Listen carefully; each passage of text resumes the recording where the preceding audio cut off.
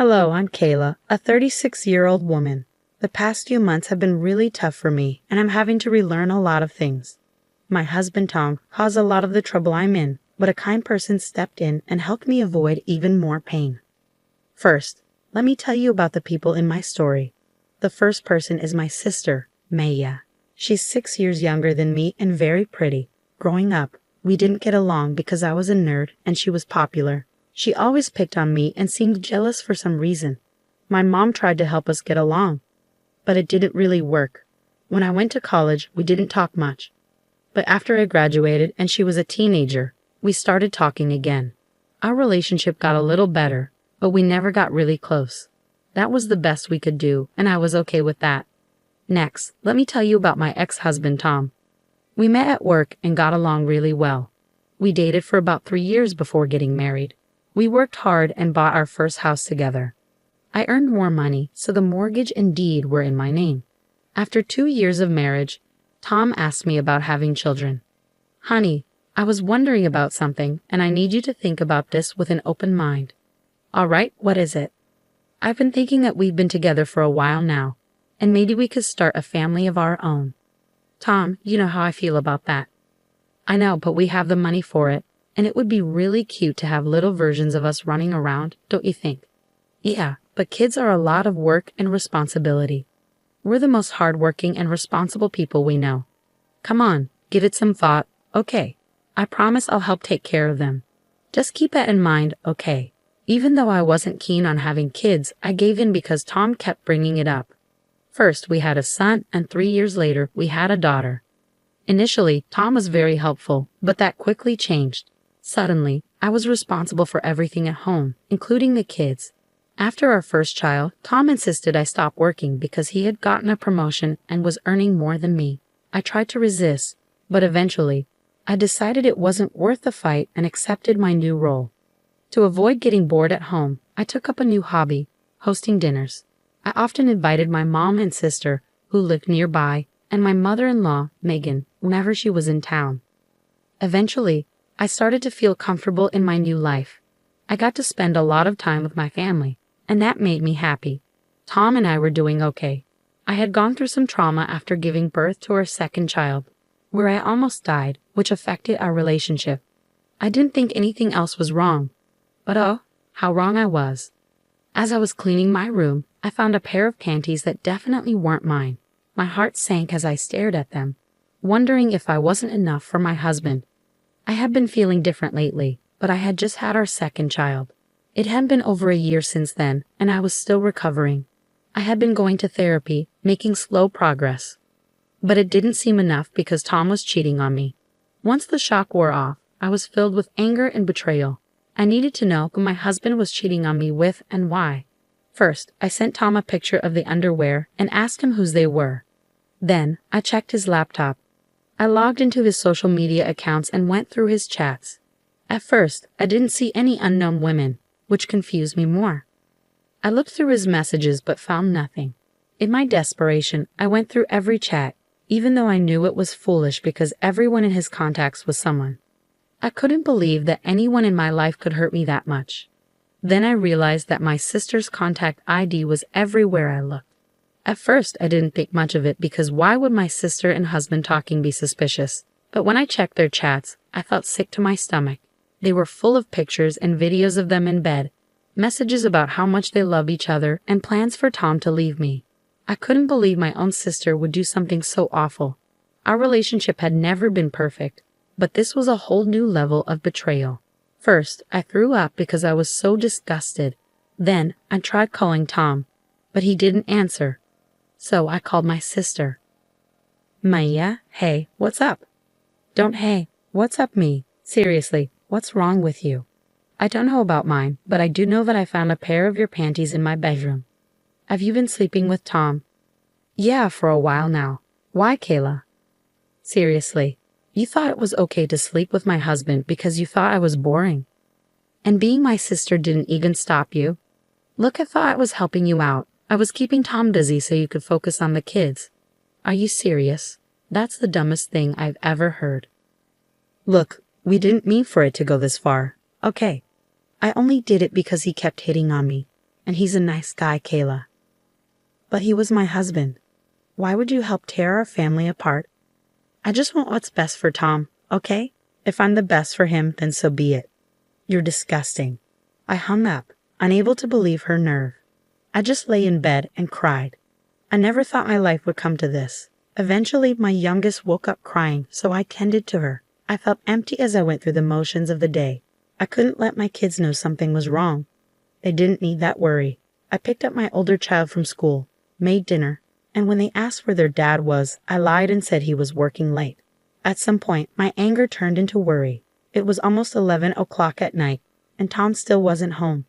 I tried calling him multiple times, but he didn't answer.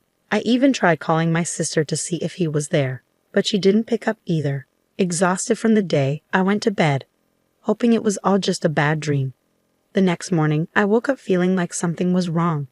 I looked around and realized Tom's things were gone from the room. I checked the cupboards and drawers, and most of his stuff was gone from the house too. He had left while I was asleep, without saying a word. I couldn't believe it. He just left me without even trying to talk.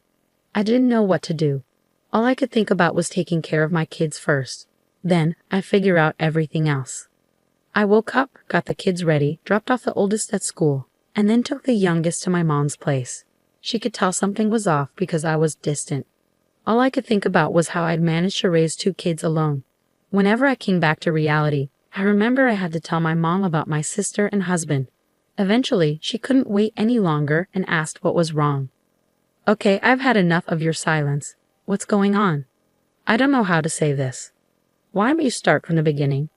Well, I found out that Tom has been cheating on me. What? How do you know? I found another woman's underwear in our room. When I asked Tom about it, he didn't answer and then left. He left? What do you mean? When I woke up this morning, all his things were gone. Gone? You didn't try to stop him? I didn't even realize when he came back.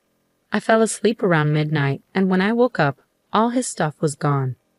Oh my God, my poor girl. I'm so sorry this happened. Yeah, it gets worse. Oh no, what happened? Do you know who Tom cheated on you with? You mean you know who he cheated with? Yeah, I snooped through his things to find out. I wouldn't have tolerated this under normal circumstances, but this is different. So, who is it? Maya. Excuse me? What? Are you serious? Yeah, my husband has been cheating on me with my own sister. I called her to ask about it, and she was so casual about it. She said they were in love, and she believed she was the best for him, so she was going to keep being with him. Oh my God, what has Maya done? I don't even know how I'm going to survive. I have 2 kids to raise and I need to find a job too.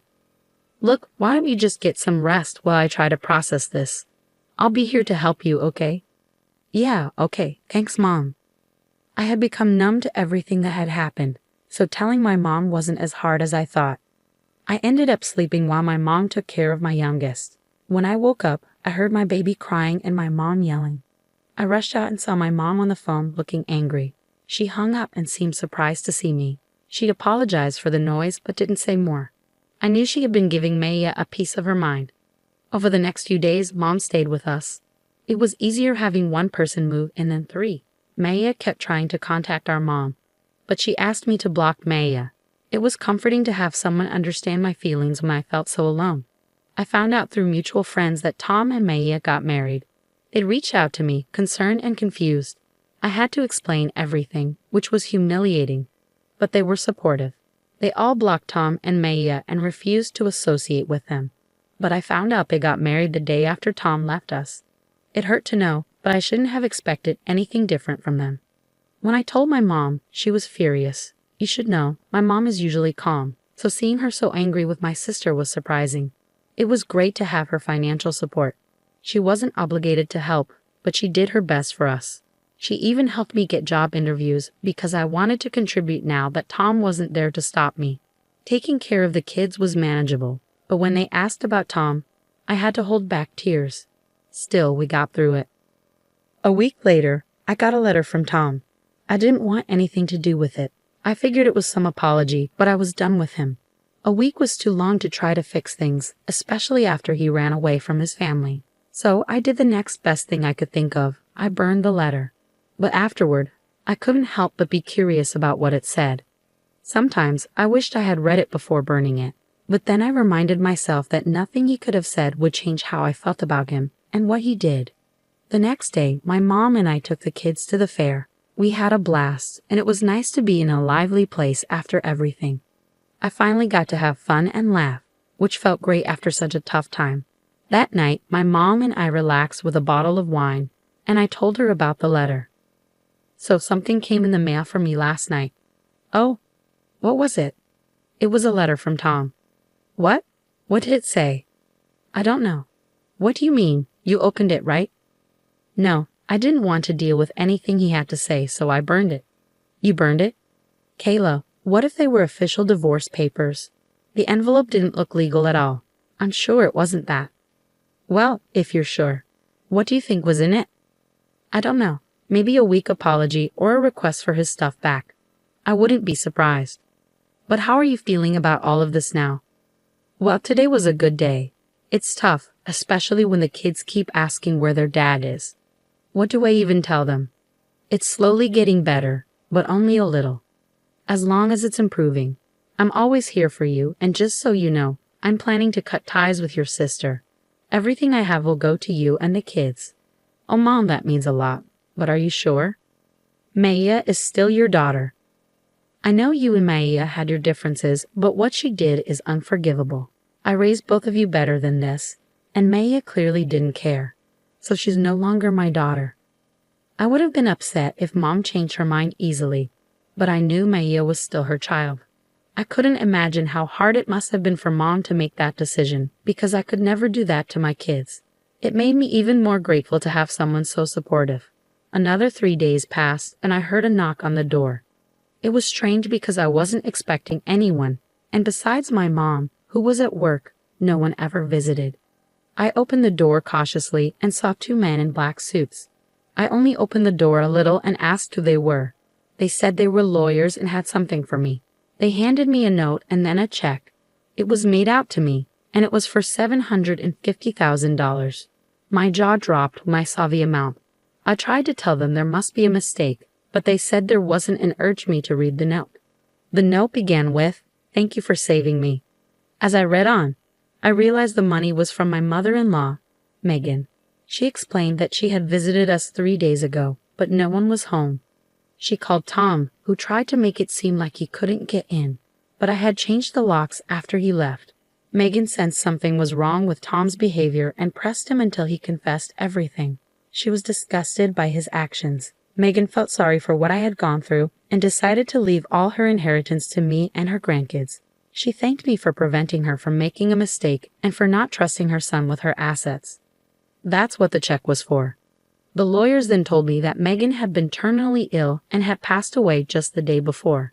She wanted me to have the money right after her death to ensure her daughter-in-law and grandkids were well taken care of. Tears filled my eyes at Megan's kindness and loss.